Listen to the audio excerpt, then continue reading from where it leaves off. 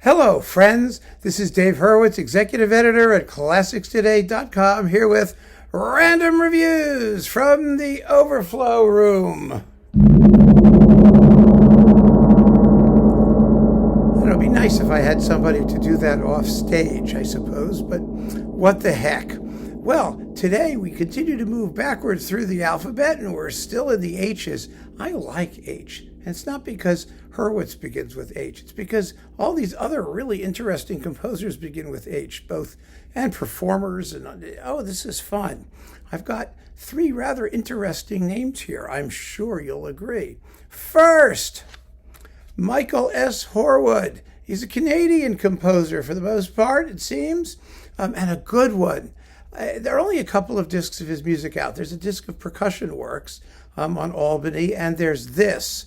And a couple other individual pieces here and there. But the guy really knows how to write. I mean, here we have the Sinfonia of Varsovia under Ian Hobson. They're very good on Albany Records with four major works, both light and less so. First, the National Park Suite, which is kind of adorable. I mean, it's wonderful. You've got Forlan National Park in Quebec, Bryce Canyon. Well, that's fun. Messiaen did Bryce Canyon, From the Canyons to the Stars, and I've been there. Oh, it's gorgeous. It's amazing. Fathom 5 Marine Park in Ontario, Yellowstone in Wyoming, and Jasper National Park in Alberta. And each is a little tone poem, and it's, like the Grand Canyon Suite or one of those things. Good tunes, fun orchestration, lots of color, and very enjoyable to listen to. Symphony No. 1 dates from 1984. It's in three movements. It's rather brief. It's a little bit less than 20 minutes long, but really well put together. And if you want to read a more detailed review of all this music, I reviewed this disc when it initially came out at ClassicsToday.com. So you can hop over there and take a look at a more extensive discussion of each work. There's a wonderful piece for piano and orchestra here from 1997 called Intra Variations. Now, if you're going to write a set of variations, you got to have something to vary. And Horwood has come up with a good tune for the variations, and he knows what elements of the tune to treat in the individual variations to give the whole thing coherence and a sense of ongoing evolution. And you can follow it all very, very well. And who's the pianist here? Joseph Kubera. He's a very, very good pianist. And it's just a good work. I mean, this is just good, solid music. And the end, from 1986, is the Amusement Park Suite, with each movement, there are 5 of them here, named after a ride. And it ends with a roller coaster. Of course it does. And as I pointed out in my original review, yes, it begins with an initial cranking up and sliding down, but then it just is good music. Good, fast, exciting music. And so this is really a fine disc by a composer who deserves to be better known. It's kind of saddening, I mean, there's a lot of good music out there. There's a lot of good music that we don't hear. And there are a lot of composers who don't even have the advantage of one disc to their name. But when you get somebody like Horwood, who really knows what he's doing and is really good, and then he gets a disc, and then he got a disc, and nothing else happens, or 2 discs, or whatever, it's a shame that there's no way to more methodically investigate these people's work. I mean, nowadays with streaming and all that stuff and everything getting recorded, there's a possibility that there will be fine composers discovered simply because of their presence on YouTube or the internet. But you still have to find them. And it's not easy. So here's one to give a shot. Try this disc. You'll enjoy it. You really will. Michael S. Horwood is the name. There he is on Albany. And it's still around. I just looked on Amazon. So there we go. But now we have performers. Stephen Hough. It's under H. The Spanish album. It's Stephen Hough's Spanish album. So what are you going to put this under? Well, I put it under Hough, obviously. Oh, this is fun. It comes in 3 bits. You've got Spanish music by Spanish people. Then you've got Spanish music by French people and Spanish music by others. So the Spanish people are Soler, Albanese, Mampu, Longas, and Granados. And, it's all, little bits of things that we know and love, from Iberia, if it's Albéniz, and some Solaire sonatas, and, Mompou's little short thingies. And it's delightful. Then we've got the French folk, Debussy, of course, lots of Debussy, and then Ravel. So it's all Debussy and then Ravel. 3 Debussys and 1 Ravel. The Debussys are the Soirée d'Engrenade, the Sérénade Interrompue, and La Puerta del Vino.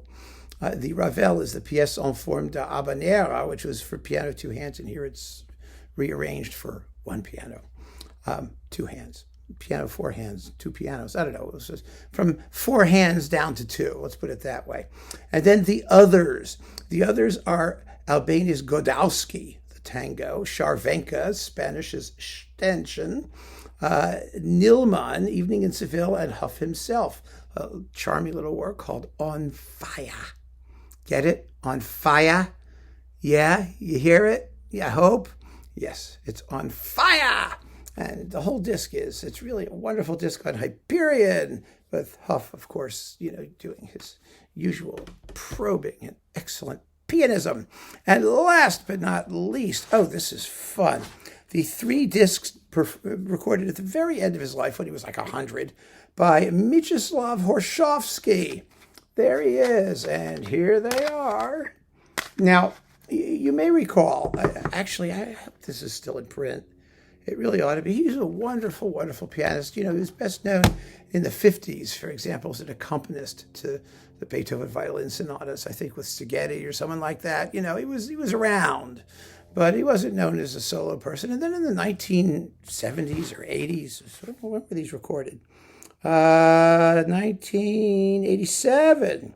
Yes, when he was like 10,375 years old and blind, he became a solo sensation for a very brief period. I saw one of his last recitals at Carnegie Hall. It was amazing. It was amazing. He still had a very good technique. Amazing for a man his age. He was he was 100, I think, or 98 or something like that. It was incredible. And, he shuffled out onto the stage. This little man sat down at the piano bench, and I was in the balcony. I didn't know what to expect. And he just filled the room. It was amazing. Absolutely amazing. Sensitive, poetic, musical. And he was a really funny guy, actually. He told the story about how, when he was losing his vision, he needed home care, and he didn't want to have to pay for a home care attendant. So he married her. He waited till he was like 80-something to get married. So his wife was always around, dusting off his keyboard and whatnot. So he made 3 recordings for Nonsuch. And here they are.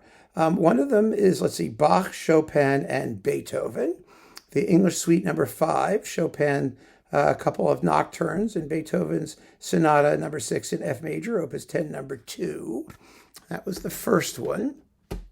And then we had more Bach, his French Suite number 6, Schumann's Papillon, and Chopin's, Prelude, Opus 28, number 13, and Opus 28, number 15, and the Mazurka, Opus 24, number 4. This was recorded in 1991. Oh, my God, in Curtis, Pennsylvania. And then this one, this may have been the first one. This was from 87. The Mozart D minor Fantasia, K397. 2 Chopin Nocturnes, Debussy's Children's Corner. Oh, it's so beautifully played, so effortless, childlike, really. And Beethoven's Piano Sonata number 2, Opus 2, number 2. Beautiful performances, all lovely programs, fun to listen to, and quite the amazing artist. We're lucky that we got these 3 discs from the very end of his life.